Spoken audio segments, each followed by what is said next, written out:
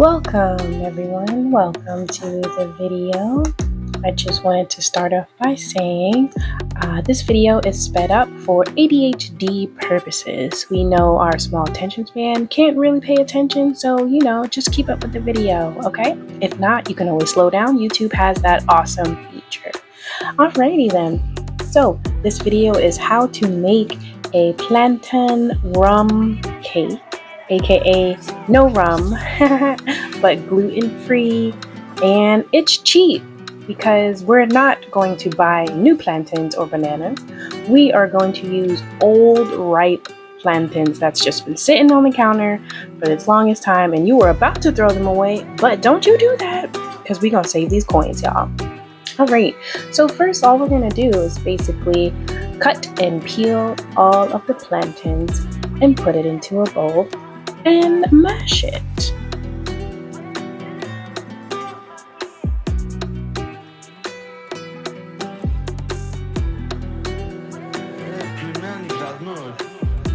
Now we're gonna mash it really thorough. I mean, it doesn't have to be lump free, but we're just gonna mash it enough till it gets to maybe an applesauce consistency. And in this bowl, we're going to just make sure we're adding all of our wet ingredients. You may want to have another separate bowl because we'll mix all of our dry ingredients later.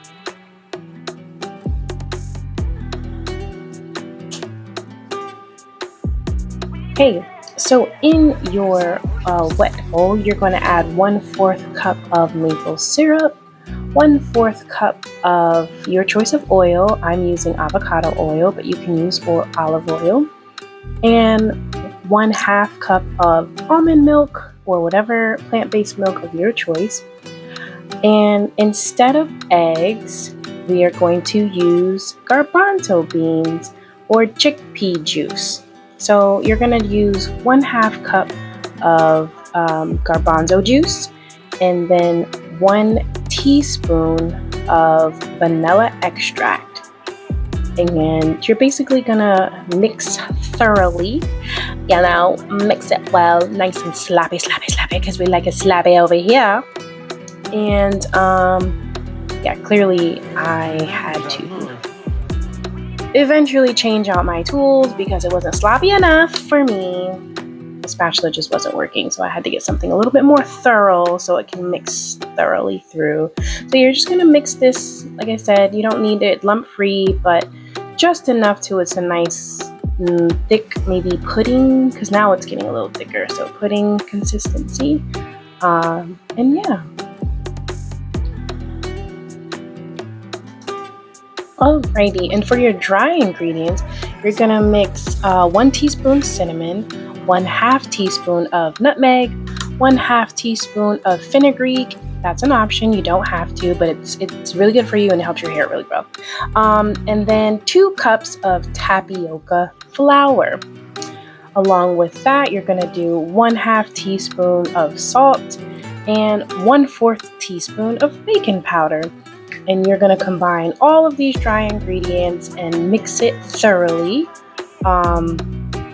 And once you mix all the dry ingredients together, then obviously you're just going to mix your wet and your dry. So you're going to combine your wet and your dry ingredients.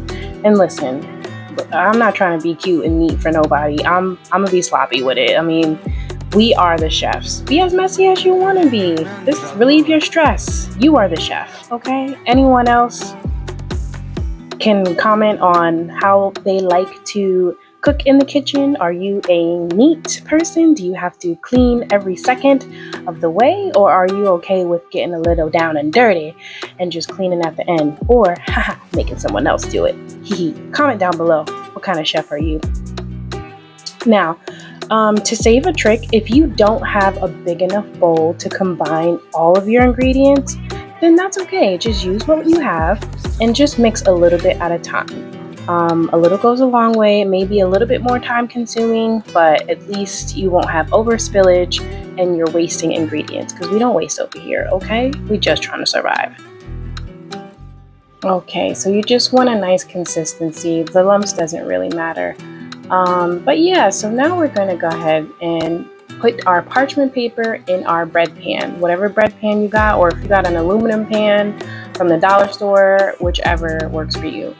You're gonna oil your parchment paper. I like to oil it outside of the pan because it's just easier for me. But I'm not gonna lie, I be struggling with parchment paper. I'd be like taking a huge sheet and then I measure it in the pan, then I fold it, and folding it is also hard.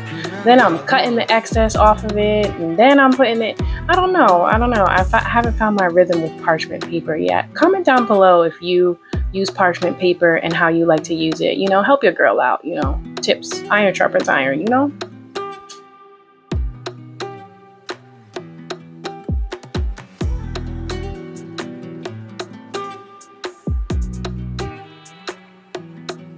But yeah, once you put your parchment paper in, you're gonna go ahead and pour in your mixture. Make it as even as possible. And then once you do that, you're just gonna go ahead and turn your oven onto 350 Fahrenheit, and you're gonna bake for 40 minutes. Now, after 40 minutes, you are gonna take it out, but you are going to let it cool. I cannot specify enough to let it cool first, because if you don't let it cool first and you cut into this moist, I know a lot of people don't like that word, but I'm gonna say it again for the people in the back, moist, it's gonna be really gooey like you see here in the video. But when you let it cool, it'll firm up and it'll have this nice gelatin soft texture, and that's what we're gonna go for. But the taste, delicious. This cake is good and you enjoy it. See ya.